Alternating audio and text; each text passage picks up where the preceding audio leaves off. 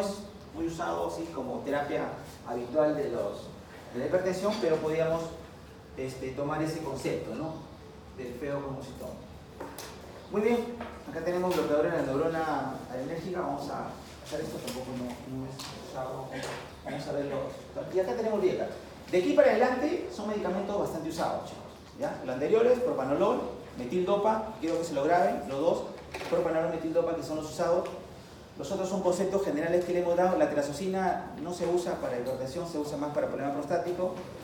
La clonidina la hicimos más para problemas de descartar problemas de feocromocitoma. Y vamos a empezar acá con lo que es terapia de primera línea que se usa frecuentemente. Cuando se van a la clínica vamos a usar esto, IECAS, vamos a usar ARA. Los ARAs actúan acá y los IECAS van a actuar acá. Acá. ¿Sí? A este nivel actúan los IECAS, inhibidores de esta enzima. Hay una enzima que convierte el A1 en A2. Es ECA. Y los IECAS es el inhibidor, eso lo llaman ahí. Y acá actúan, cuando ya está liberado esto, actúan los ARA2, bloquean esto. Entonces, porque esto cuando actúa sobre el vaso causa vasoconstricción. Vamos a ver todo. Cuando nosotros tenemos algún problema, por ejemplo, tenemos un mecanismo compensatorio, ¿verdad? Un mecanismo compensatorio. Cuando tenemos una hemorragia sanguínea, alguien tiene una hemorragia y pierde el 50, el 30%, 40, 50% de volumen, vamos a estimular a un factor para que se desencadene una serie de factores homeostáticos y regule nuestra presión. Porque al disminuir el volumen forma parte de la presión arterial, de nuestro gasto cardíaco, disminuye la presión arterial también. Pero el corazón comienza a compensar. Entonces, cuando una persona está perdiendo volumen, comienza a... Si no tiene volumen, para compensar el gasto cardíaco, ¿qué tiene que hacer? Frecuencia cardíaca. Porque el gasto cardíaco depende de la frecuencia cardíaca y del volumen. Si yo no tengo volumen, esta frecuencia va a compensar. Entonces, si antes se movía a 60 o a 70, ahora se mueve a 120, 140, para compensar la falta de volumen. Pero eso después se agota y directamente después se va a liberar la renina. Porque hay un sensor, libera renina para poder retener sodio y agua y poder mantener el volumen. Entonces, si yo también, y eso funciona también para la desaceleración, si no tiene diarrea hay un mecanismo compensatorio. Entonces se libera renina y la renina va a convertir este angiotensinógeno liberado por el hígado, el angiotensinógeno liberado por el hígado, sintetizado por el hígado, y va a actuar sobre este angiotensinógeno convirtiéndole en angiotensina 1. Esta angiotensina 1, en su paso por el pulmón, donde existe, en el pulmón existe esta enzima, en el pulmón, que se llama una enzima convertidora de angiotensina. Convierte esta angiotensina 1 en angiotensina 2. Esta angiotensina 2, chicos, es el más grande, más potente vasoconstrictor. Es el más potente vasoconstrictor. Es como el óxido nítrico. El óxido nítrico es uno de los más potentes, o el más potente endógeno vasodilatador. Endógenamente nosotros tenemos el óxido nítrico, que es el más potente vasodilatador. Por el contrario, la angiotensina es el más potente broncoconstrictor. Entonces, para relacionar, también podría poner acá óxido nítrico, vasodilatación, angiotensina 2, vasoconstricción. Para relacionar, ¿verdad? Entonces hay que fijar esos conceptos. Esta angiotensina 2 tiene algunas funciones. Puede actuar sobre el encéfalo, aumentando la sed para consumo de más agua. ¿Por qué? Porque estamos perdiendo. Hemos perdido sangre o hemos perdido líquido por la diarrea, ¿verdad? Estamos cediendo, se ha activado la renina, todo eso, ¿para qué? Para que nuestro sistema regulador de homeostasis comience a recuperar el volumen. Entonces tenemos que ingerir más agua, ingesta de agua produciendo sed. Actúa también sobre la glándula suprarrenal, ¿no? La corteza suprarrenal, en la glándula, produciendo ¿qué cosa? Aldosterona. ¿Para qué la aldosterona? Para jalar sodio y jalar a la vez agua, ¿no? Entonces nosotros estamos perdiendo volumen, estamos en shock ahorita, hemos perdido, estamos con una diarrea, cólera, lo que sea, o hemos perdido sangre, entonces falta volumen. Mi corazón por mientras está compensando, el corazón está latiendo rápido, que antes latía 70, ahora está 140, para poder compensar mi presión. ¿Por qué hace eso el organismo? Porque necesitamos sangre que llegue al cerebro, necesitamos sangre que llegue al corazón. El corazón gasta 5 veces más oxígeno que el resto de las células. Necesita más oxígeno que el resto de las células. ¿Sí? Es diferente. Nuestro músculo consume, por ejemplo, un oxígeno, nuestro músculo cardíaco consume 5 veces más oxígeno. Es por eso que por eso el infarto sucede acá. Por eso que no se infarta mi brazo, mi pierna, no se falta otra parte del músculo, del organismo. Sí falta el corazón, porque necesita más oxígeno. O sea, una disminución de oxígeno se va a notar más en el corazón que en el músculo estriado, ¿verdad? Entonces, si yo pierdo sangre por una hemorragia, entonces va a haber menos transporte de oxígeno, ¿sí? La hemoglobina transporta oxígeno, va a haber menos transporte de oxígeno, puede haber una isquemia. Y se va a notar más que en el músculo, se va a notar en el músculo estriado, perdón, en el músculo cardíaco. Entonces va a compensar. Entonces la aldosterona va a retener sodio y va a jalar agua, ¿sí? La sal va a jalar agua, entonces para poder compensar. Y por otro lado, para compensar, va a tratar de causar vasoconstricción. Es un potente vasoconstrictor. Y actúa sobre dos receptores, ¿no? El AT1 y el AT2, ¿no? El AT1 es el vasoconstrictor y el AT2 es el vasodilatador, ¿sí? ¿Sí? Entonces, si yo bloqueo el AT1, ¿va a haber vasoconstricción? No, pues, está bloqueado. Entonces va a quedar libre el AT2. Y si actúa eso sobre el AT2, ¿qué va a causar? Vasodilatación.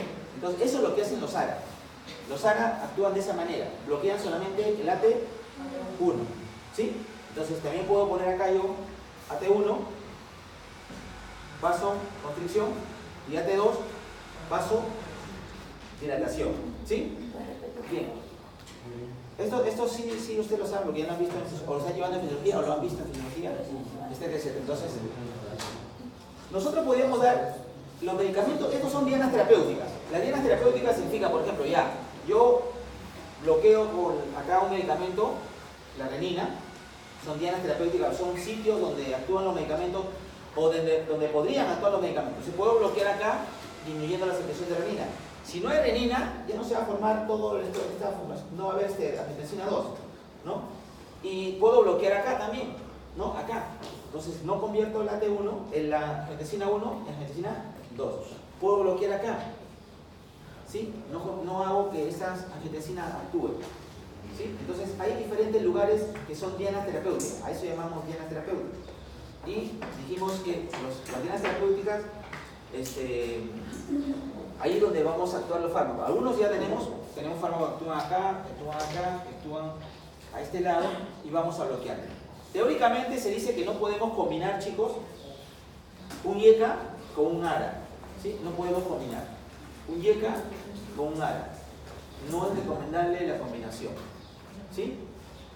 ¿Por qué? Supuestamente nosotros hablamos de sinergismo de potenciación, ¿recuerdan? Sinergismo de suma, sinergismo de facilitación y sinergismo de potenciación. De facilitación pusimos el ejemplo de la amoxicilina, el ácido clavulánico. El ácido clavulánico facilita que la amoxicilina pueda actuar porque el ácido clavulánico inhibe a la beta-lactamasa, ¿no? Es un inhibidor de la lactamasa y actúa el de los sinergismos de potenciación, de suma, dijimos que cuando actúan en la misma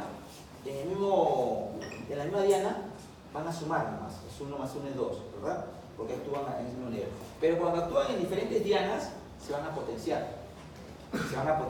Pero en este caso no sucede eso. ¿Ya? No sucede eso, ¿no? Entonces está contraindicado porque se ha visto por el contrario, que el efecto es más el daño renal. ¿Ya? Voy a preguntar por qué no combinamos el ARA con un IECA. ¿Por qué? ¿Por qué no se justifica la combinación de un ARA con IECA? Porque hay mayor riesgo de eventos adversos y dentro de ellos los problemas renales. ¿Sí? Problemas renales. Entonces no se justifica. Y se ha visto que no mejora el efecto benéfico, ¿no? Teóricamente debería mejorar, porque yo estoy bloqueando acá y encima bloqueando acá, de manera que estoy impidiendo todo el paso. No se me escapa nada. Entonces, está contraindicado el uso, cuando se pregunten por qué está contraindicado. Los ARA2 con el IECA es porque los efectos adversos son mayores. ¿Sí?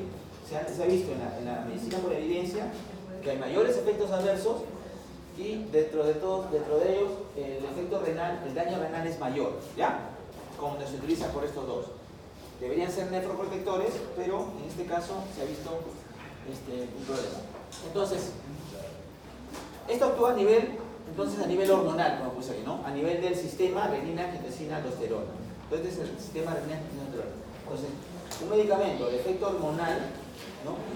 A este sistema serían los IECAs y los ARA. Vamos a hablar ahora de bueno, de todos los antagonistas, vamos a hablar del IECA. Vamos a hablar de IECA para ver, ahí está todo lo que es el enalapril, captopril y todo eso. ¿Y por qué se genera esto, la tos? El captopril es el primer medicamento que tuvo éxito, ¿no? Es un fármaco activo, algunos son inactivos, este es un fármaco activo, y los otros son fármacos inactivos. Lo que está subrayado son fármacos activos, o sea, actúan como captopril. Pero por ejemplo el enalapril no es un fármaco activo, es un fármaco inactivo y va a llamarse su fármaco activo se llama enaprilato. Ese fármaco, todo lo que termina en ato va a ser denominado para la parte de medicamentos que no son activos, ¿ya? Entonces, enaprilato, enalapril, enaprilato, etcétera, etcétera. Los únicos activos de los IECAs son el captopril y el lisinopril, ¿sí? Son medicamentos que tienen actividad por su propia, no son profármacos, el resto son profármacos, ¿ya? Entonces, los más usados, captopril, enalapril, son los medicamentos más usados de este grupo, ¿ya? Eso es lo que tenemos que dominarlo porque vamos a verlo en la práctica clínica. Bien, inhibidores de IECA. Dijimos que hay dos antagonistas de la angiotensina, los IECA y los ARA2. Estos, como hemos visto en la imagen ya, se ha explicado, van a actuar en donde inhibiendo la enzima convertidora de angiotensina, de 1 a 2, ¿no? De 1 a 2, ¿no? Y bueno, ahí explicamos también que el A2 va a estimular los receptores tipo AT1, ¿no? AT1, induciendo los factores de crecimiento, causando una hipertrofia de la parte vascular del músculo liso del vaso, y va a aumentar el colágeno, todo se va a hipertrofiar, y de esta manera va a haber más disminución del pasaje de sangre, causando mayor presión arterial. Entonces va a estimular también el sistema calicreína, bradicinina, disminuyendo la destrucción de la ECA por la bradicinina y el óxido nítrico, que son vasodilatadores. Normalmente esto hace, al bloquearlo, nosotros vamos a permitir que exista óxido nítrico y bradicinina, ¿no? Bradicinina, que son los vasodilatadores por excelencia. Acá mencionamos nuevamente el óxido nítrico como vasodilatadores y esto. Y también tiene un efecto nefroprotector. Nosotros, si tenemos un paciente, por ejemplo un paciente diabético que está perdiendo proteínas por la albúmina, por la orina, la microalbuminuria, nosotros sabemos que la albúmina no se debe filtrar por el riñón, ¿verdad? Porque son moléculas más grandes, no se filtran. No debemos orinar proteínas, no debemos orinar albúmina. Entonces, cuando nosotros comenzamos a perder albúmina, quiere decir que el daño de los podocitos ya hay un daño renal, entonces están filtrando. Y comienzan a filtrarse de poquito, con microalbuminuria, ¿no? No como proteinuria, digamos. Entonces, microalbuminuria, y para proteger esto, nosotros le podemos dar IECA, son los nefroprotectores. Entonces, cuando hablamos de medicamento nefroprotector, hablamos de IECA, ¿sí? Los ARAs también, pero los IECA son los que más están indicados, ¿ya? Entonces son medicamentos nefroprotectores por excelencia. Entonces mejora el filtrado renal y por lo tanto la función renal, evitando el daño en el glomérulo, ¿no? Causado por la proteinuria, ¿no? ¿Sí? Generalmente lo vamos a ver nosotros en los pacientes diabéticos, ¿ya? Entonces, algún medicamento nefroprotector, vamos a mencionar aquí a los IECA, ¿ya? A los IECA. Esto es selección de pacientes que tienen hipertensión arterial y a la vez insuficiencia cardíaca, ¿no? Con antecedentes de IMA y nefropatía diabética. Entonces, para prevenir la nefropatía diabética o los que están en el inicio de la nefropatía diabética, están empezando con microalbuminuria, podemos dar estos medicamentos IECA, ¿ya? Y también inhibe la proliferación, dijimos, ¿no? Como bloqueamos el efecto de la bradicinina, calicreína, todo, vamos a disminuir el efecto proliferativo de esta sustancia y por eso le dicen que tiene un efecto antiproliferativo. Disminuye la incidencia de IMA, de ACV, no altera los lípidos como el propanolol, los otros medicamentos los diuréticos que aumentan la glucosa, el ácido úrico, esto no alteran ese tipo de potencia del metabolismo, son muy liposolubles, ¿no? Entonces van a atravesar cualquier barrera, ¿no? Entonces están contraindicados también eso está contraindicado en la gestación. Dijimos que los IECAS y los ARA son medicamentos contraindicados en el embarazo. No pueden darse en el embarazo porque están relacionados a la teratogénesis, ¿sí? A teratogénesis. Entonces, en la gestación pueden producir oligodrámeos, deformaciones craneofaciales, riñón único y otras alteraciones, ¿sí? Causan malformaciones. Por eso está contraindicado esto y otros, chicos, para relacionar los IECAS. Entonces, si bien es cierto, le damos en pacientes con hipertensión, ICC y antecedente de IMA, podemos darle sonos de elección, podemos darle al paciente para protección del riñón, ¿no? Nefroprotección, la nefropatía diabética está indicado, los IECAS son de elección. Nosotros tenemos que el efecto adverso más importante, y ustedes lo van a ver cuando estén en clínica, de la tos. Porque la bradicinina comienza a irritar, comienza a causar tos. ¿Ya? El paciente tos, una tos que no tiene flema. El paciente está tomando captopril, tiene una tos crónica. El paciente que nunca ha tenido tos, comienza a tener tos crónica, pero seca. Entonces es por el acúmulo de bradicinina. Dijimos que mejoraba la bradicinina, ¿no? ¿Sí? Y el óxido nítrico, porque son vasodilatadores ambos, ¿sí?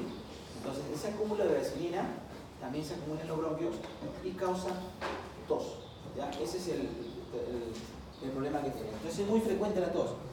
La mayoría de los pacientes que se ve presenta tos, no es raro, es una reacción adversa bastante frecuente.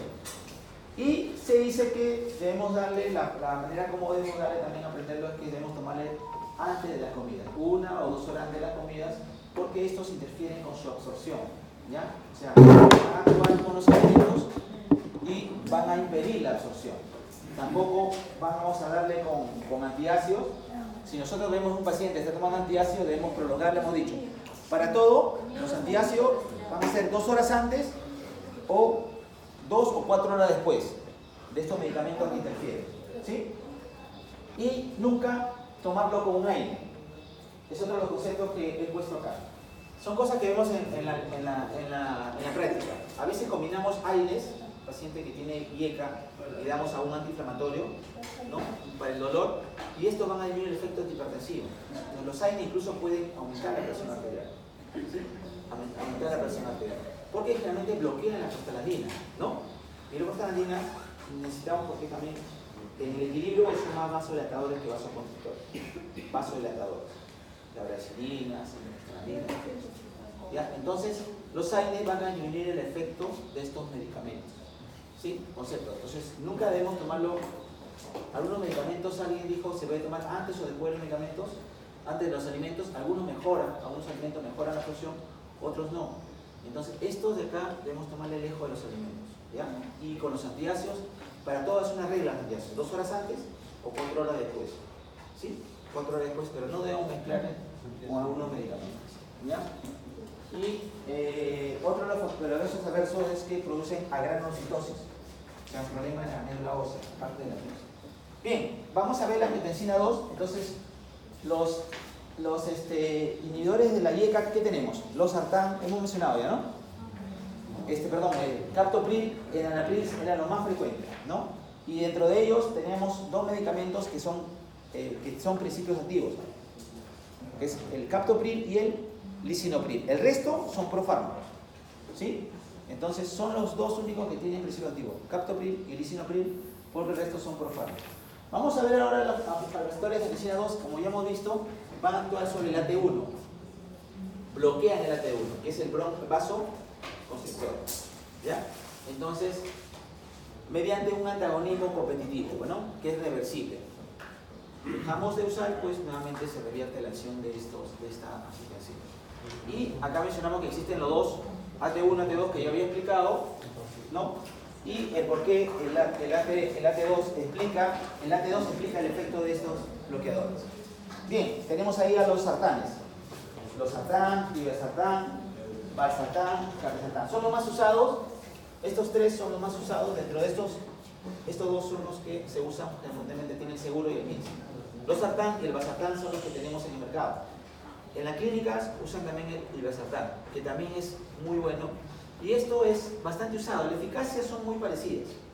¿Ya? No hay mucha diferencia entre la eficacia, así que podemos usar cualquiera de ellos, ¿no? Entonces, esto se dice que es una alternativa a los YECA. Debemos dejarlo. Si vemos que realmente nosotros damos en el Anapril al paciente, Captopril causa mucha tos.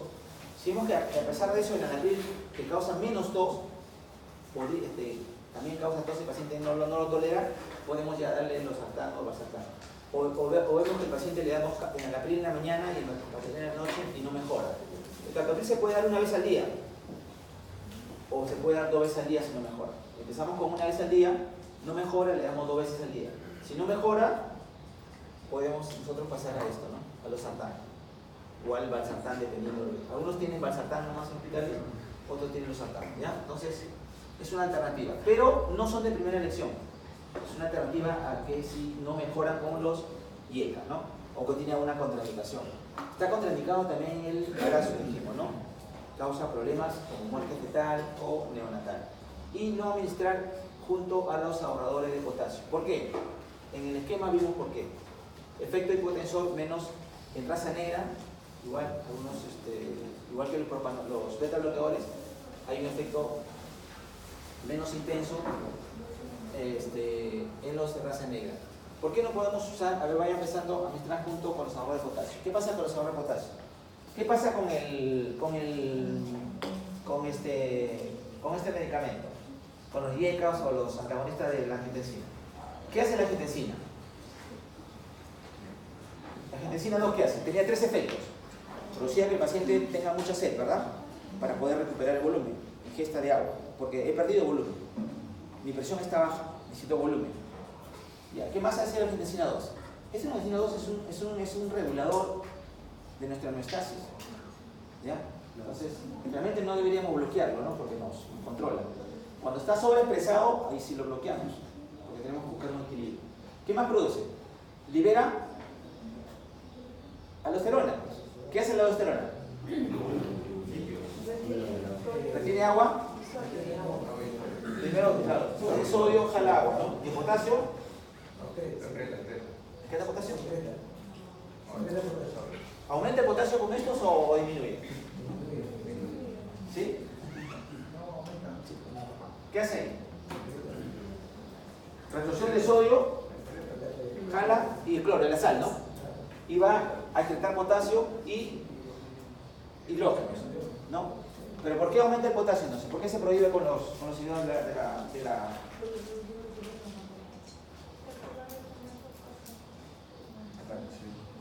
¿Por qué disminuye la... ¿Dónde estamos? Acá, ¿no?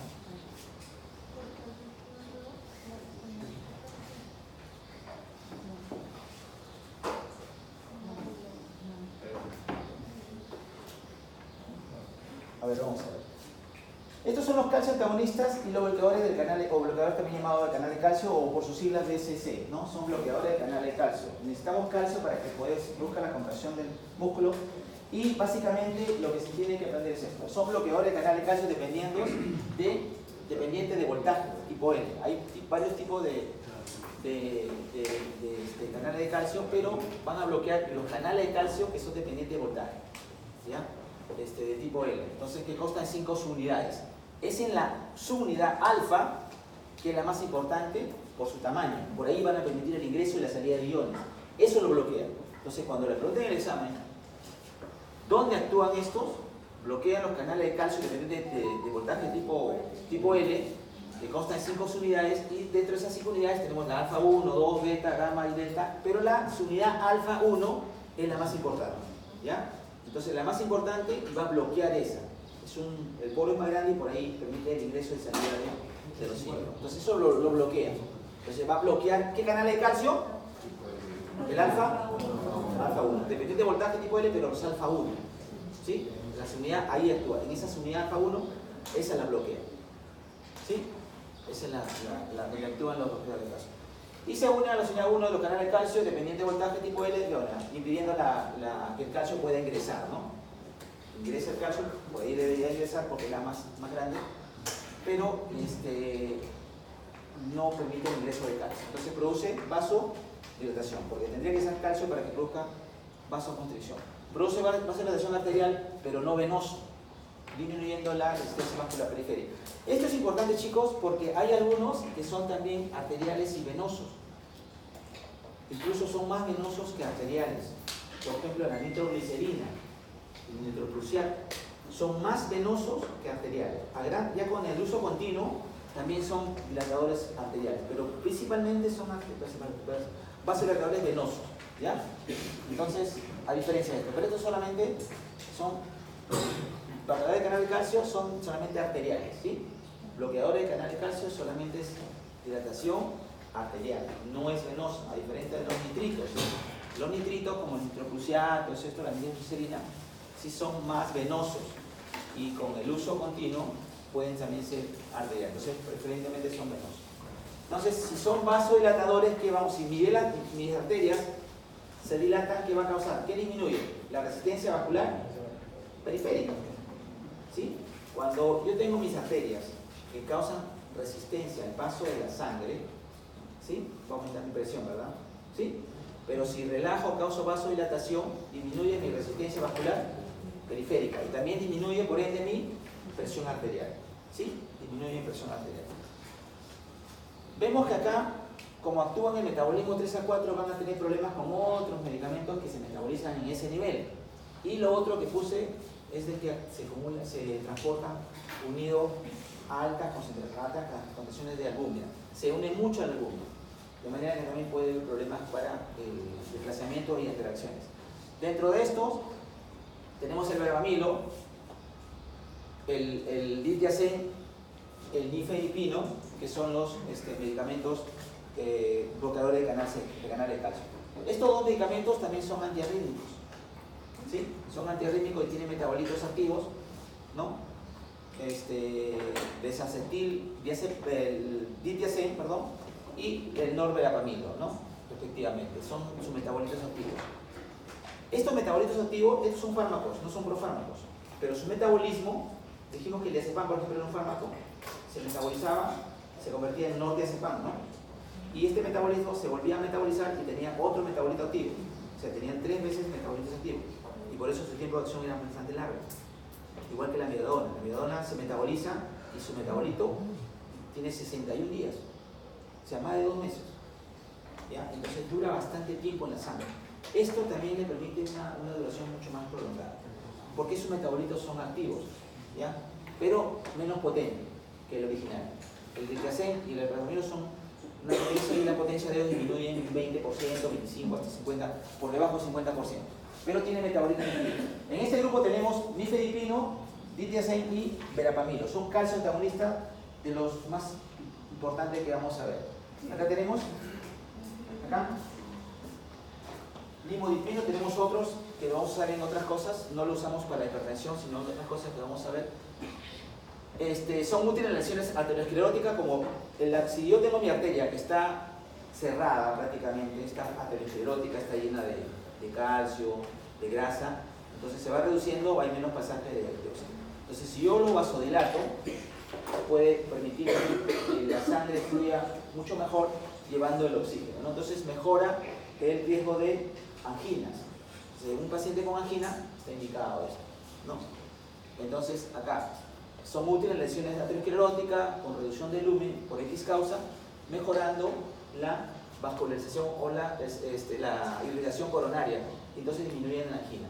Se va a mejorar. En una angina, esto también tiene, entonces es muy importante porque dilata. Si tu arteria está cerrada, está muy estrecha, entonces va a dilatar, permitiendo de que disminuya o mejore la demanda, la oferta de oxígeno. Bien. Efecto antiatogénico también tiene, hipertensión inducida en el embarazo, también le podemos dar en hipertensión inducida en el embarazo, pero lo indicado, ¿qué podemos, chicos? Anoten ahí, ¿qué podemos dar en hipertensión inducida en el embarazo? Metildopa a la cabeza. ¿Qué más? Nifedipino. De estos de acá, no todos, es el nifedipino, ¿ya? Hipertensión inducida en el embarazo, acá podría haber puesto yo nifedipino, ¿sí? No todos, el nifedipino hay que usar acá, ¿ya? ¿Qué más? La betalol y hidralazina. Los 4 medicamentos tienen que grabarse. y gestante es hipertensión inducida en embarazo, es metildopa en la cabeza, nifedipino, la betalol y la ralacina. ¿Ya? La ralacina tiene muchos efectos adversos, como dije, causa 25% causa lupus light. Hay otros también que causan lupus light, como hemos visto, ¿no? Pero son menos. La metildopa también causa un lupus light, pero es muy rara, ¿no? La fenidoína también causa un lupus light, es muy rara. En cambio, la hidralacina, de 4 a 1 causa lupus light, entonces no se debe dar, ¿sí? Pero en la hipertensión, puedo poner ahí, el bloqueador de canal de calcio indicado en una hipertensión inducida en embarazo es el nifedipino, ¿sí? Es un edema agudo de pulmón de grandes alturas, aquellos que van a la sierra y tienen este problema. Las migrañas también por causa de vasodilatación. La migraña hay vasoespasmo, ¿sí? A una paciente que no mejora la migraña le das este medicamento y causa vasodilatación y mejora su migraña. Porque le dan de todo, ergotamina, etcétera, y no calman, y la crisis migrañosa podría tener un efecto importante. Y la disminorrea también porque relaja, causa relajación de algunos. Le podemos dar también a aquellos pacientes de nifedipino, nitroprusiato, como en el parto prematuro, para impedir el parto prematuro. Porque no solamente relaja el músculo del vaso, también puede relajar el músculo del útero, de la vejiga, lo relaja, incluso en la vesícula, que es que tiene cálculo internacional, relaja un poco. Se actúa en otro músculo liso. ¿Sí? ¿Ya? Los bloqueadores de canal de calcio en general, todos. El nifedipino es el más usado para eso. Por ejemplo, en una amenaza de parto prematuro, el nifedipino, si no tienes otra opción, te podría emplear. Porque relaja la musculatura uterina, disminuyendo la contracción. Si una persona tiene 27 semanas, por ejemplo, de embarazo, está con contracciones, el nifedipino lo relajaría y disminuiría la posibilidad de un posible parto, ¿no? En una amenaza de parto se puede dar también eso. Salbutamol también porque actúa sobre beta 2 del músculo uterino. Hay algunos medicamentos que no se usan de elección, pero son alternativas. El salbutamol es más para los bronquios, ¿verdad? Para el músculo liso de los bronquios. Relaja. El músculo liso del bronquio lo relaja el salbutamol. Pero también hay un beta 2 en el útero que también relajaría. Entonces, podríamos usarlo en un sitio, cuando no tenemos otra alternativa para poder disminuir la contracción de estos músculos y causar disminución del dolor, una disminorrea. O sea, no es de elección, una terapia de disminorrea no es de elección, pero es una alternativa, también actúa en migrañas, pero lo que sí no debe olvidarse es esto, ¿ya? Actúa en la hipertensión. El nimodipino, la nicardipina también pero son más protectores cerebrales. O sea, actúan más en el cerebro, en el encéfalo. Actúan sistémicamente, pero más es en el cerebro. De manera que entonces mejoran la irrigación cerebral. Por eso algunos lo toman hasta para memoria, que dicen que van a mejorar su memoria, todo porque mejoran la irrigación cerebral. ¿Sí? En el Alzheimer, algunos empezaron a tomando esto, ahora hay otros mejores, pero empezaron. En el paciente que tiene ACV isquémico, en los pacientes que tienen ACV isquémico, como hay una disminución de la falta de oxígeno, hay una falta de oxígeno en el cerebro, le dan nimodipino para mejorar la vasodilatación cerebral y mejorar la perfusión. Y con esto disminuimos el daño cerebral. ¿Sí? Entonces, nimodipino, nicardipina están indicados más, no se usan como antihipertensivos propios, porque no actúan mucho como vasodilatadores periféricos. O sea, no me va a vasodilatar demasiado las arterias periféricas, pero sí me va a causar más vasodilatación mis arterias cerebrales. ¿Sí? ¿Se entiende esto? Son vasodilatadores también, pero más vasodilatan las arterias del sistema nervioso central. Son menos vasodilatadores periféricos. En cambio, el nimodipino es el mejor vasodilatador periférico. No actúa mucho en el cerebro. O sea, el nifedipino me dilata más las arterias periféricas, disminuyendo la presión, la resistencia vascular periférica disminuye el nifedipino, pero esto no, esto actúa más acá arriba, en el cerebro. Entonces por eso algunos le dan hasta para mejorar la memoria, etc. y disminuir el daño cerebral. ¿Ya? En los pacientes que tienen isquemia cerebral indican esto. No está demostrado, algunos tienen ahora con la medicina basada en evidencia, antes lo que decían sí, dale, ahora dicen que hay dos versiones, ¿no? Que algunos no tendrían mayor incidencia, pero le siguen dando, porque las evidencias tampoco lo descartan, ¿no? Aumenta el flujo sanguíneo y mientras mejore el flujo sanguíneo, hay mejores posibilidades de que el cerebro se oxigene más y que el daño neuronal disminuya, ¿verdad? Es mejor que no darle nada. Y aparte que el calcio está relacionado a la muerte cerebral, muerte de las neuronas. Entonces, nifedipino, vamos a instalar acá. Entonces, cuando mencionen nifedipino, más es para vasodilatación cerebral, ¿no? Protección, como un neuroprotector. Entonces pongo ahí calcio antagonista, protector o neuroprotector, pongo ahí nifedipino, verapamilo, diltiazem o nimodipino, o nicardipino. Cualquiera de los dos, nimodipino o nicardipino, ¿no? ¿Ya? Pero no lo mencionamos al nifedipino, ni al diltiazem, ni al verapamilo. El diltiazem y el verapamilo son más antiarrítmicos, ¿sí? Y el nifedipino es más antihipertensivo, periférico. Y el nimodipino es más vasodilatador cerebral, neuroprotector. ¿Sí? Puedo poner así, en una columna acá, calcio antagonista, relacione la siguiente columna. Nimodipino y todo eso. Puedo poner nimodipino, neuroprotector, ¿no? O nicardipino también puedo poner, cualquiera de los dos. Puedo poner nifedipino, es un vasodilatador periférico, potente, el más potente de estos, vasodilatador periférico de los calcios antagonistas. Puedo poner acá diltiazem y verapamilo, ¿no? Que son también bloqueadores de canal de calcio, pero tienen un efecto antiarrítmico mucho mejor que los otros, son más antiarrítmicos, ¿ya? Entonces puedo mencionar. Entonces, nifedipino es el más potente vasodilatador de todos estos, ¿sí? Eso puede ser un concepto de una protexa más potente, porque tenemos que explicar ese concepto, ¿sí?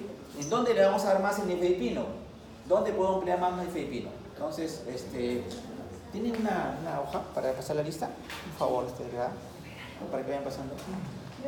¿Ya? Entonces vamos a ver esto. Entonces, es útil asociado en hipertensión, asociada a insuficiencia cardíaca, a cardiopatía isquémica, como dijimos, como mejora el pasaje de oxígeno, de sangre, disminuye el oxígeno y podemos indicar en estos problemas con cardiopatía.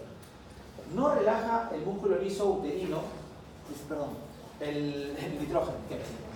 Relaja el músculo liso uterino, como dije, puede emplearse en esos pacientes que están con amenaza de parto prematuro. Podemos darle, relaja y disminuimos esa posibilidad.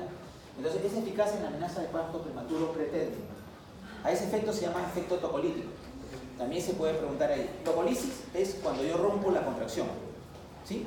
Entonces, hay una contracción uterina, rompo esa contracción uterina, se llama tocolítico, ¿ya? La tocolisis.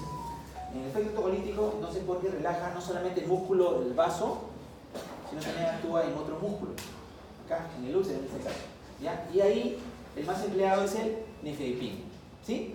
También podría poner nifedipino, lo puedo relacionar con eso.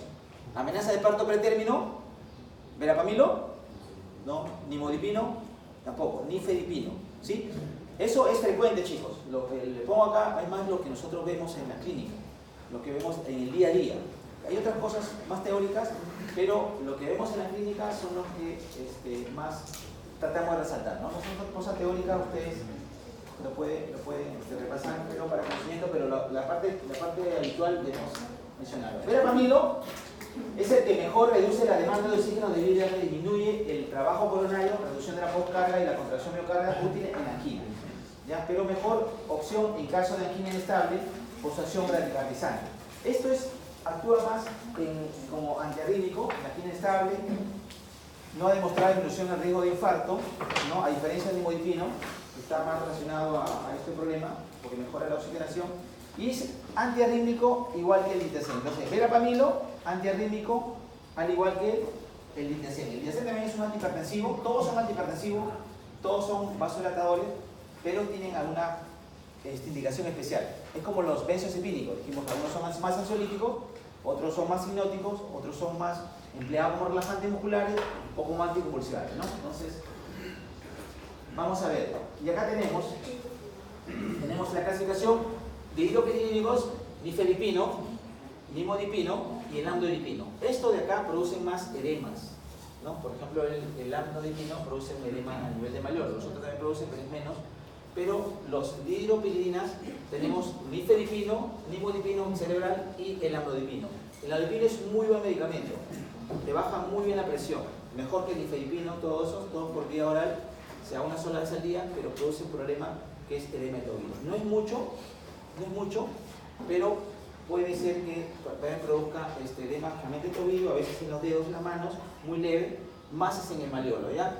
El paciente a veces se le dice si la presión ha controlado bien y tiene un pequeño edema, se le explica y el paciente lo acepta eso y continúa con su amlodipino, ¿ya? Porque buscar otro medicamento es uno de los mejores que tenemos.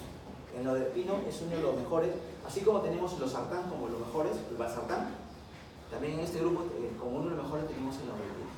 Salvo que su efecto, que es bastante frecuente esto. Casi la mitad de los pacientes, mitad o más, tienen este problema de edema, pero en el resto es bien tolerable, ¿sí? Y los no dipininos tenemos distiacén y verapamil. Entonces estos son vasodilatadores, esto también, pero estos son más más antiarrítmicos, ¿no? Distiacén y verapamil. Tenemos otro, ustedes han escuchado de la sinaricina para los mareos, para algunos lo utilizan, es un antihistamínico, es un vasodilatador, también actúa a nivel central, ¿no? Previniendo la náusea, los vómitos, mareos. Aquellos que viajan en barco, en avión, etc., ¿no? Pueden tomar sinaricina y mejora la sensación de mareos. No se da como antihipertensivo, sino para estas fases finales. Y acá mencionamos los tensión directa, y acá arteriales, hidralacina, minoxidilo. Minoxidilo es para el crecimiento de cabello, ahora lo utilizan así como forma tópica, ya no lo utilizan como antihipertensivo tal. La hidralacina tampoco son parte históricas, y esto está relacionado más, se usa en gestantes, se puede usar en gestantes, y está relacionado al lupus light, como dije, ¿ya? Esos son los dos conceptos que quiero que graben. Se puede usar en gestantes, está indicado, la terapia es una alternativa, ¿no? Pero digamos la última alternativa, ¿no? Vimos la metildopa, ¿no? Y los otros medicamentos mencionados, pero se relaciona también al lupus light en un porcentaje bastante alto. Minoxidilo realmente lo utilizan ahora como terapia para la alopecia androgénica, ¿sí? Alopecia androgénica. Bien, y tenemos vasodilatadores, como dije, que actúan tanto, dilatan la vena como la arteria. Y ahí tenemos mencionamos el nitroprusiato, ¿verdad? Nitroprusiato, que es más venoso que incluso que arterial, ¿no? Bien, esto lo utilizamos más en emergencias, ¿no? Emergencia en infusión es endovenoso, ¿no? Por bomba de infusión, y debe protegerse a la luz. Esto se debe proteger a la luz porque forma cianuro. Si nosotros ya cuando lo preparamos y lo dejamos así descubierto a la luz, forma unas moléculas inestables que al final va a hidrolizarse y convierte en cianuro. Para el cianuro, en caso de que se forme eso y el paciente lo haya infundido y la enfermera no haya sabido, le podemos dar cianocobalamina en apoyo. ¿Ya? Es el tratamiento, digamos, un tratamiento ideal, indicado. Y eso se conseguimos, cianocobalamina en apoyo, ponemos para contrarrestar el efecto. En caso de que alguien pudiera haber preparado esto, no lo ha cubierto con hay un papel de platino, viene en su bolsa, se le pone la bolsa de platino, no es cualquier bolsa, una bolsa de platino, y lo protege de la acción de la luz ultravioleta, ¿sí? En caso de que haya infundido, entonces le damos cianocobalamina, ¿sí? Muy bien. Bien, entonces vamos a ver ahí, no recomendado para terapia inicial de hipertensión. Se reserva en caso de hipertensión grave. No está indicación terapia. Hay que manejarlo con bastante cuidado el nitroprusiato de sodio, ¿no? Porque dijimos que esto va a ser como un profármaco, va a hacer que el óxido nítrico se forme en el organismo, que es el metabolito activo. El metabolito activo del nitroprusiato es el óxido nítrico. Nosotros tenemos vasodilatadores endógenos, que es el óxido nítrico. ¿Quién sintetiza el óxido nítrico que tenemos en el organismo? El endotelio vascular. Si este es el endotelio, la sangre, la arteria, nuestro endotelio sintetiza óxido nítrico, ¿sí? Para que tengamos nosotros el efecto vasodilatador. El nitrato de sodio va a favorecer que exista óxido nítrico. Sintetiza en óxido nítrico a través del endotelio, ¿no? Y que es el metabolito activo de estos. Entonces, este óxido nítrico es el vasodilatador más potente. ¿Ya? Muy bien, eso es lo que... Y ahí mencioné lo de la vitamina y todo eso, ¿no? Bien, Entonces tenemos acá diurético, ya para terminar con esto. Diurético, tengo que mencionar algunos. Tenemos varios diuréticos. Furosemida, más frecuente, es el de asa, la tiacidas, la hidroclorotiacida, que se usa combinado con otros antihipertensivos. Generalmente es el más usado es la tiacida, ¿ya? La hidroclorotiacida. Se va a combinar con un IECA, por ejemplo, ¿no? Siempre podemos combinar con un IECA. La furosemida son tratamientos de primera línea. Paciente que tiene, le damos un IECA, puede ser un Lalapril, con una tiacida, que es una hidroclorotiacida. El otro, furosemida, más le empleamos en casos de emergencia. Actúa ahí a nivel de la asa de Henle. El paciente viene hipertenso, etcétera, etcétera, podemos poner una ampollita, ¿no?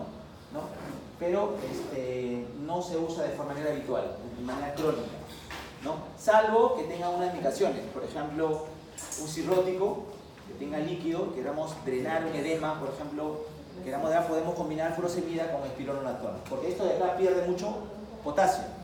Entonces debemos dar un medicamento diurético que ahorre potasio para compensar, para equilibrar.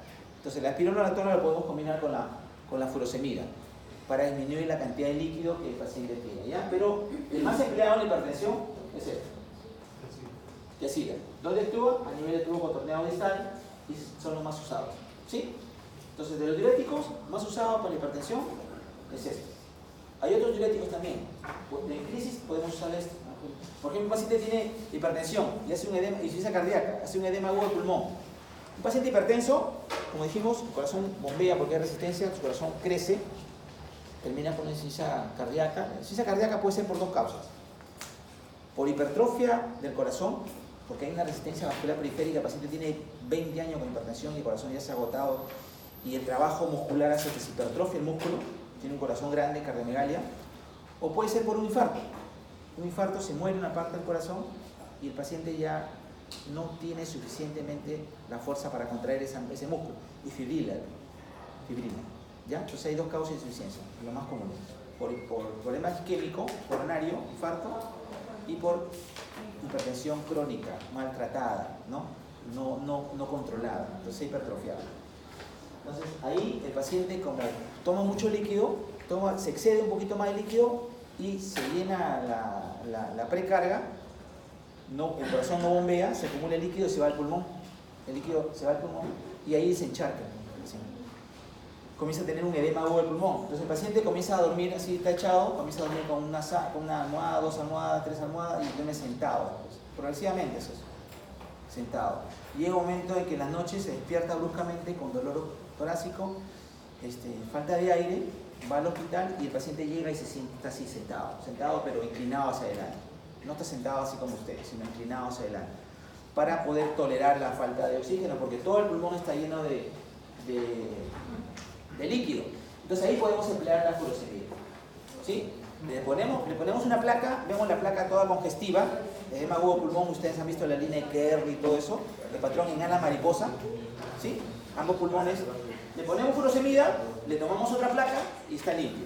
O sea, así de increíble. O sea, drena el paciente, orina, ponemos furosemida, pierde líquido, se descongestiona, el paciente respira un poco mejor y le toman la placa y está limpia, ¿sí? Entonces, cuando vean una placa congestiva en ambos lados, una neumonía es un lado, ¿no? Pero si está en ambos lados, sospeche de un paciente con edema agudo pulmón. Entonces, veo una placa congestiva, le veo al paciente, está inclinado hacia adelante con falta de aire, ¿es un problema respiratorio o es un problema cardíaco? Le digo, levanto el pantalón, veo que está edematoso, porque si es insuficiencia cardíaca, el paciente va a estar hinchado. En insuficiencia cardíaca hay derecha, primero hay edema, ¿verdad? Cuando es izquierda hay disnea. Cuando es insuficiencia cardíaca congestiva hay edema y disnea. Si viene con esto, el paciente debe estar encharcado, edematoso, debe estar con disnea, dificultad respiratoria, el hígado grande, tú la aplastas acá, reflujo hepático y el hígado, la yugular, la vena yugular se incurgita, se hincha. Entonces es fácil, le presiona acá bonito y esto causa un reflujo hepatoyugular, se llama. Hace que la vena, se incurgite, se hinche. Entonces este paciente tiene una insuficiencia cardíaca, tiene edema, tiene reflujo hepatoyugular, tiene disnea y probablemente esté con edema agudo del pulmón. Y si tomo la placa y está así una imagen con infiltrado bilateral, ¿no? Como en ala mariposa, pongo furosemida, controlo la presión con la furosemida también porque pierdo volumen y descongestiono. Le tomo otra placa y está limpia. Es así de increíble y rápido como uno puede ver congestión y la placa limpia cuando doy furosemida. En esos casos podemos dar furosemida, por ejemplo, un diurético de asa. Entonces, diurético de asa, cuando pongo acá, furosemida, ¿sí? Una tiacida, hidroclorotiacida, que es el más utilizado. Y tenemos otros que no se usan probablemente para la hipertensión arterial, pero son ahorradores de potasio. Se combina. Un paciente cirrótico es un paciente que está encharcado, que está lleno, que tiene líquido, tiene edemas, ha ido progresando, tiene ascitis está en el líquido en el abdomen. Y este paciente necesitamos pues dar diuréticos para poder disminuir la cantidad de volumen y mezclamos la furosemida con los ahorradores de potasio, porque la furosemida pierde mucho potasio, igual que las tiacidas, eliminan potasio, ¿sí? Eliminan potasio, ¿no? Entonces tratamos de darle un medicamento diurético que ahorre potasio, para que equilibre, que el paciente no haga una hipopotasemia, una arritmia, etc. ¿Y cuál es el ahorro de potasio? La espironolactona, inhibidor de la aldosterona a nivel del tubo cuaternario distal y del tubo colector. La aldosterona dijimos que absorbía agua, sodio y estaba potasio, pero ahí actúa esto. A nivel de la espironolactona es un ahorrador de potasio, es un inhibidor de la aldosterona a nivel del tubo cuaternario distal y del tubo colector. Y tenemos otro también conocido que es la anhidasa carbónica, ¿sí? La anhidasa carbónica usamos en la acetazolamida, usamos en el glaucoma. Cuando mencionamos timolol, ¿recuerdan? Beta bloqueador que se usa para el glaucoma, ya en forma tópica. Antes se usaba esto, el Diamus, se llamaba Diamus. Yo todavía lo he usado esto en la acetazolamida, hasta ahora hay crisis aguda, podíamos darle el Diamus, hay que saber utilizar, pero de manera crónica se usa las gotitas. Pero si el paciente viene con una crisis de glaucoma, con dolor, enrojecimiento, ¿no?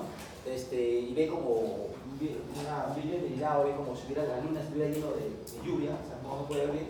Nosotros sospechamos de una hipertensión de ocular, una presión intraocular, y podemos dar acetazolamida como terapia de emergencia. Y de ahí a continuarlo con el timolol, doxolamina y otros bloqueadores. Bien, y los diuréticos osmóticos como el manitol. ¿El manitol cuándo lo usamos? ¿Sí? Lo usamos cuando tenemos un TEC, por ejemplo, una presión intracerebral, ¿no? ¿Ya? Ahí, pero son diuréticos.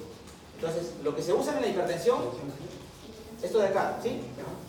En la hipertensión usamos diuréticos de asa y usamos los diuréticos tiacídicos, ¿sí?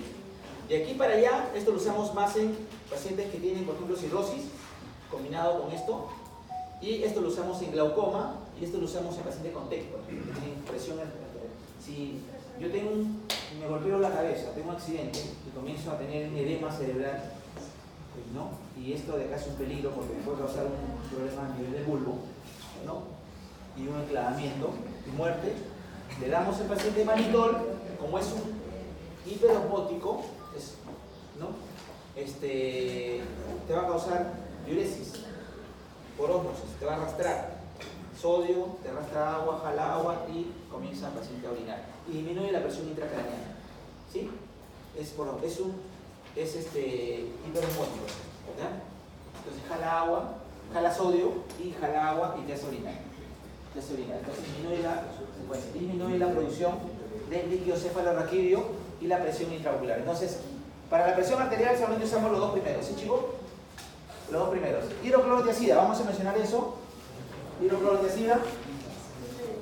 De lo que voy a preguntar es, si le pregunto de esto, no voy a preguntar de manitol, todo lo que estoy diciendo de la acetazolamina, voy a preguntar solamente de hidroclorotiacida y furosemida, ¿sí? De este grupo de diuréticos, solamente porque eso es la parte que nos corresponde de hipertensión arterial. Pero en los diuréticos también, los otros también son diuréticos. Si no lo menciono, ustedes van a decir, pero no me dijeron que era diurético, no lo sabía, etcétera, etcétera. Sí existen, se utilizan mucho, pero en determinadas ocasiones, no como antihipertensivo. En antihipertensivo utilizamos esto de manera crónica, ¿sí? Y en casos de emergencia podemos utilizar la furosemida endovenosa. También utilizamos furosemida en pastillas, pero combinado con esto, ¿no? Combinadito para baja dosis. Entonces disminuye la absorción de activa de sodio, ¿no? Aumentando su excreción, o sea, natriuresis, pierde sodio, también va a perder potasio, entonces no se absorbe el agua, causando diuresis. Y si aumentamos la diuresis, disminuimos el volumen, disminuimos el gasto cardíaco y disminuimos la presión arterial, ¿verdad? Volumen, gasto cardíaco y presión arterial. Entonces, la diuresis va a disminuir también volumen y secreción. Tiene un efecto hiperuricemiante, ¿no? Porque disminuye la excreción de ácido úrico. Entonces, dentro de los efectos adversos de estos diuréticos es que causa hiperuricemia. Y la hiperuricemia causa dolores articulares también y también te daña el riñón. El ácido úrico es un antioxidante muy bueno, es un protector, pero en cantidades elevadas se cristaliza, se forma como aguja. Entonces daña la sinovia y te causa dolor. Entonces te puede causar un tofo, una artritis gotosa, te puede causar un hinchazón de las articulaciones del primer dedo de los pies y la mano, más en los pies, y te causa el tofo y te causa dolor porque se cristaliza, comienza a presionar la sinovia. Entonces tenemos que controlar esto, ¿ya? Entonces los pacientes que tienen antecedentes de gota o antecedentes de hiperuricemia no deberíamos dar o tendríamos que tener mucho cuidado en dar estos medicamentos, porque de hecho van a desarrollar una crisis gotosa. No todos desarrollarán gota, pero sí van a aumentar el ácido úrico, ¿sí? Entonces uno de los efectos adversos más importantes de la hidroclorotiazida es el aumento del ácido úrico, ¿ya? El ácido úrico es el responsable de la gota que causa dolores articulares, ¿ya? Dolores articulares. Un paciente que tiene dolores articulares tengo que pedirle ácido úrico, porque si es por eso, a buena hora, porque le damos tratamiento y desaparecen los dolores articulares. Diferente a una artritis reumatoide que no tiene un tratamiento específico. Otro problema de los hidroclorotiazida es diabetogénico, sube la glicemia, ¿ya? Entonces, en un diabético no es un medicamento de elección, ¿verdad? ¿Sí? Este medicamento, no es que cuando yo trato hipertensión le doy a todos igualito, por eso no hay una fórmula, no hay una paciente cocina. Tengo que ver al paciente. Se trata a pacientes con determinadas enfermedades. Yo no trato directamente la enfermedad, ¿sí? No dice, a ver, doctor, ¿qué le doy para la hipertensión arterial? No, depende del paciente, ¿no? Depende incluso de la raza, ya hemos dicho. La raza negra no responde muy bien a unos medicamentos, a determinados medicamentos. Si es diabético, yo tengo que escoger qué medicamento darle porque causa hiperglicemia. Si es un paciente con gota, tampoco puede darlo esto, ¿sí? Entonces, a un paciente diabético, ¿qué le damos? Si no le puedo dar esto, ¿qué le damos? Lo que hemos mencionado. Uno que es nefroprotector. ¿Cuáles de los medicamentos son nefroprotectores? Van a venir al examen. Nefroprotector. IECA. No se olviden, chicos, eso es IECA, eso lo van a ver. IECAs, ¿ya? Los IECAs y los ARAs son nefroprotectores, ¿sí? Muy bien. Y incrementa los niveles de LDL, colesterol de baja densidad, y los triglicéridos. Entonces, un paciente que tiene dislipidemia también va a incrementar estos niveles o va a causar más problemas, ¿no? Tenemos que tener cuidado. Entonces, en diabéticos, el paciente que tiene dislipidemia, ¿dislipidemia qué significa? Cuando aumenta tanto el colesterol como el triglicérido, aumenta los dos. A uno le llaman hiperlipidemia mixta, ¿no? La hiperlipidemia mixta es la dislipidemia, cuando aumenta ambos. Cuando solamente está aumentado esto es una hiperlipidemia aislada, ¿no? Pero pura. Y cuando aumenta solamente el colesterol, es una hipercolesterolemia pura. Pero cuando es ambos, una dislipidemia o hiperlipidemia mixta. Entonces, en los efectos adversos de los hidroclorotiazida podría poner cuál es lo siguiente no es efecto adverso de la hidroclorotiazida, por ejemplo. ¿Ya? Puedo poner ahí asma bronquial o crisis asmática. Puedo poner hiperuricemia. Puedo poner hiperglicemia. Que causa hiperglicemia, y puedo poner dislipidemia o hiperlipidemia mixta. ¿Cuál es la que no está, cuál es lo que no causa la hidroclorotiazida? El asma bronquial, ¿no? Porque ese está más relacionado a los beta-bloqueadores, ¿no? Entonces, podría poner también eso, ¿ya? Entonces, de forma sencilla. ¿Sí? Te distrajiste. Es lo que está ahí, bien. ¿Es posible que junte la hidro con amlodipino? La hidro. Con amlodipino. Esto de acá. Ajá, la hidroclorotiazida con amlodipino. Ya, depende del paciente, pues no te digo, ¿no? Si es un paciente diabético, si es un paciente con hipertensión, no sé, depende no de la No es de hipertensión propiamente dicha, sino del paciente. Depende del paciente. Pero si que le produce mucho edema. Ahora, si tú me dices, no es un paciente diabético, no es un paciente, ¿cómo se llama?, con hiperuricemia o con gota, antente de gota, no es un paciente obeso o hipercolesterolemio, entonces ya es diferente. Generalmente lo utilizan la hidroclorotiazida, por ejemplo, combinados con oyecas, ¿no? O con un calcio antagonista. Podríamos mezclarlos, no hay ningún problema. Pero sin estos antecedentes de estos pacientes. ¿Sí? Sin que sea diabético, sin que sea hiperglicemia o que tenga gota. Y la furosemida es la otra que vamos a mencionar, se llama de pecho alto porque es bastante potente, ¿no? Es el de mayor potencia. Si usamos un edema agudo del pulmón, no le voy a dar una tiazida, ¿no? Porque solamente tenemos vía oral, va a demorar en absorberse. Entonces tengo que darle una en ampolla. Y en ampolla tenemos la furosemida. Entonces, un edema agudo del pulmón, ponemos acá, furosemida. Edema agudo del pulmón, furosemida está indicado. ¿Ya? Y actúa en el nivel de la porción gruesa de la rama ascendente de Henle, en donde se reabsorbe un 25% de filtrado. Los otros son bajos, la absorción es bastante baja, por debajo del 5%, pero esta hasta un 25% va a disminuir la reabsorción, ¿no? Y aumenta, bueno, lo mismo aumenta la contracción de ácido úrico, etcétera, etcétera. Altera el metabolismo de los carbohidratos, lo mismo que el anterior. Entonces, los diuréticos, estos dos diuréticos, ambos, hidroclorotiazida como furosemida, aumentan el ácido úrico, aumentan la glicemia, ¿no? La glicemia, y como dice acá, es útil en la edema cardiogénico, ¿no? Un edema agudo del pulmón, por ejemplo.